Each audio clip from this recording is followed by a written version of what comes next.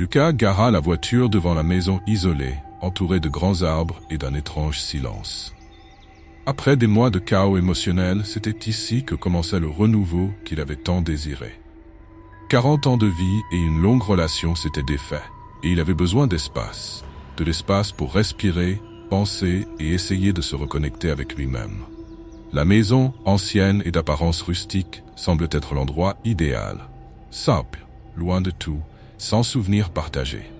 Un endroit pour oublier. Les premiers jours furent d'adaptation. Lucas parcourait les pièces vides, sentant le sol en bois craquer sous ses pas.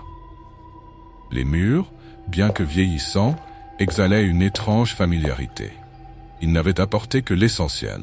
Des vêtements, quelques meubles et quelques cartons avec des objets de valeur sentimentale. Des photos de sa famille, de ses parents et quelques souvenirs de la relation qu'il avait décidé de garder. Cependant, une semaine après son emménagement, il commença à remarquer quelque chose d'étrange.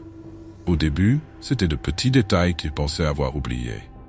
Une photo posée sur une étagère n'était tout simplement plus là. Ensuite, une horloge qu'il laissait habituellement dans le salon disparut. Lucas pensa qu'il était négligent, attribuant ces changements au stress du déménagement et à son état émotionnel fragilisé. Mais avec le temps, d'autres choses disparurent. Une photo de ses parents, la seule qu'il avait d'eux, disparut mystérieusement de sa table de chevet. En cherchant dans toute la maison, il ne trouva aucune trace de la photo. Lucas commençait à se sentir inquiet. Une étrange sensation que quelque chose n'était pas à sa place. Il écarta l'idée d'un cambriolage. Après tout, il vivait seul, sans contact avec les voisins, et la maison était toujours verrouillée. Mais l'inconfort persistait. Quelque chose n'allait pas, et Lucas n'arrivait pas à comprendre ce que c'était. Passait, et la sensation que quelque chose de sinistre se produisait s'intensifiait.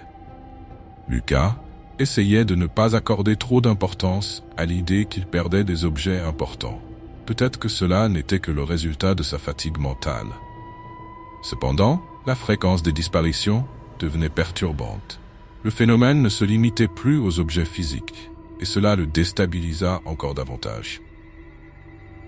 Un matin, alors qu'il feuilletait un album photo, Lucas remarqua quelque chose de troublant. Les images de son enfance, qu'il avait révisées tant de fois au fil des ans, semblaient incomplètes.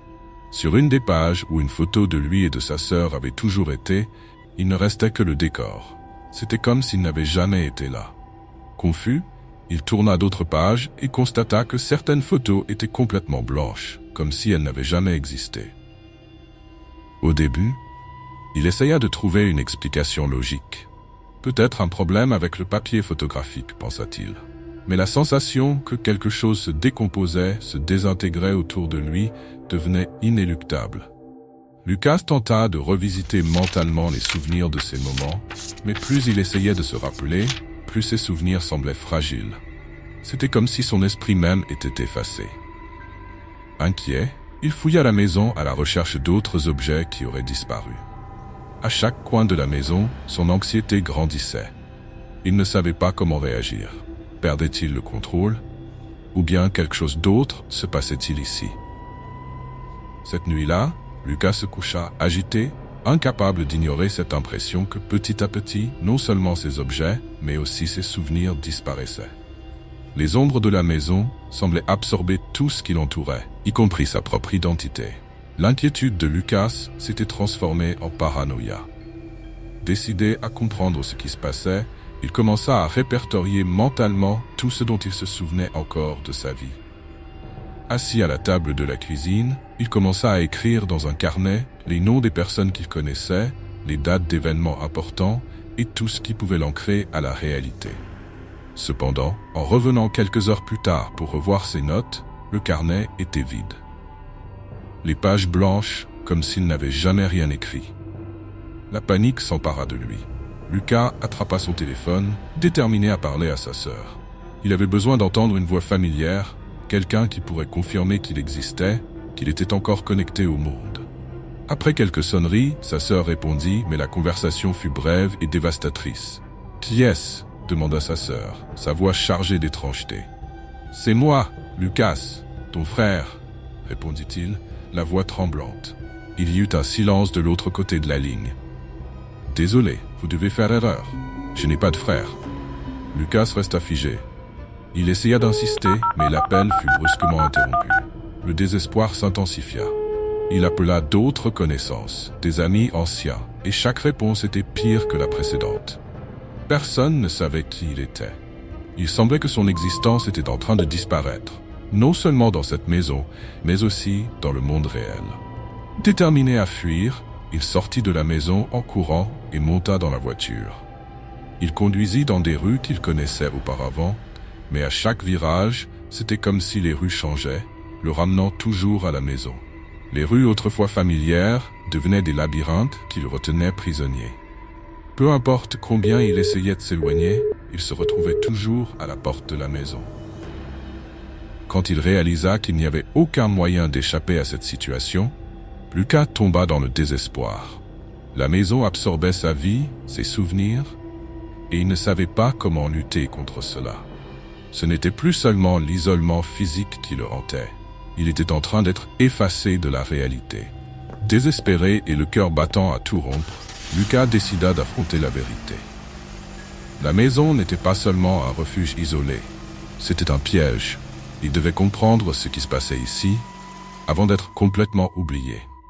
Avec une lampe torche à la main, il descendit au sous-sol, le seul endroit de la maison qu'il n'avait pas encore exploré. Le sous-sol était froid et humide, l'odeur de moisissure imprégnait l'air. Parmi des boîtes poussiéreuses et des meubles anciens, Lucas trouva un coffre verrouillé. Après avoir forcé la serrure, il l'ouvrit enfin et découvrit quelque chose de troublant. Un vieux journal. Les pages jaunies racontaient l'histoire d'un ancien résident. Quelqu'un qui, comme Lucas, avait emménagé dans la maison en quête de paix. En lisant, Lucas découvrit que cet homme avait également commencé à perdre des objets, des souvenirs et finalement son identité même. Dans les dernières pages du journal, le récit de l'homme devenait plus fragmenté, jusqu'à ce que les dernières phrases soient gribouillées, illisibles. Lucas sentit la terreur monter en lui. Cet homme avait complètement disparu, effacé de l'histoire. Son nom, ses souvenirs, tout. Lucas remonta précipitamment à l'étage. Les murs de la maison semblaient se resserrer autour de lui, comme s'ils étaient vivants, l'écrasant.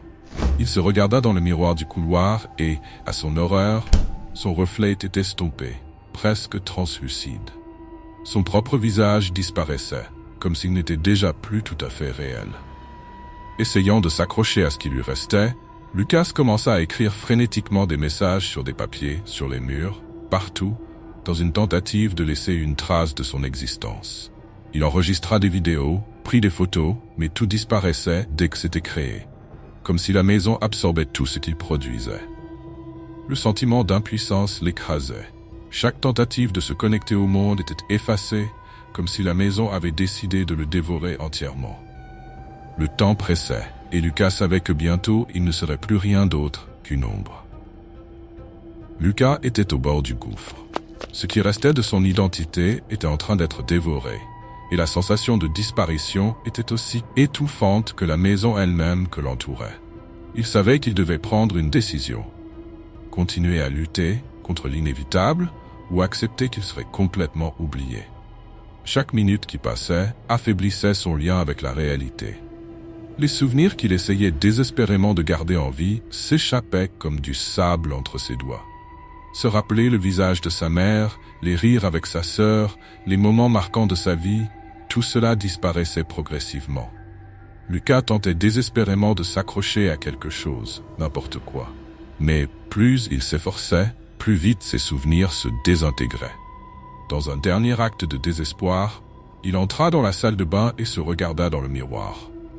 Son reflet n'était plus qu'une ombre pâle, presque méconnaissable. Prenant un rouge à lèvres trouvé dans un tiroir, il commença à écrire sur le miroir, essayant de laisser un message pour quiconque viendrait après lui. Ses mains tremblaient tandis qu'il crassait les lettres. « J'ai existé. Mon nom est Lucas.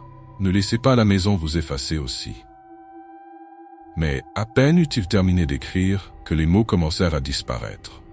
D'abord lentement, puis de plus en plus rapidement, jusqu'à ce qu'il ne reste que le vers propre, comme si rien n'avait été inscrit. La maison effaça sa dernière tentative de résistance. Lucas s'effondra à genoux, sentant la réalité se désintégrer autour de lui. Il savait qu'il n'y avait plus moyen de lutter. Accepter qu'il serait oublié était la seule option qui lui restait. Son corps, sa présence, tout était en train de se dissoudre, comme s'il n'avait jamais existé. Le silence régnait dans la maison. Lucas n'existait plus. Il ne restait aucune trace de sa présence, ni de ses souvenirs, ni de ses affaires. Tout avait été complètement effacé, comme s'il n'avait jamais mis les pieds en ces lieux. Les murs étaient propres, les meubles à leur place. La maison, vide et tranquille, semblait attendre le prochain visiteur. À l'extérieur, la tranquillité du paysage rural demeurait intacte.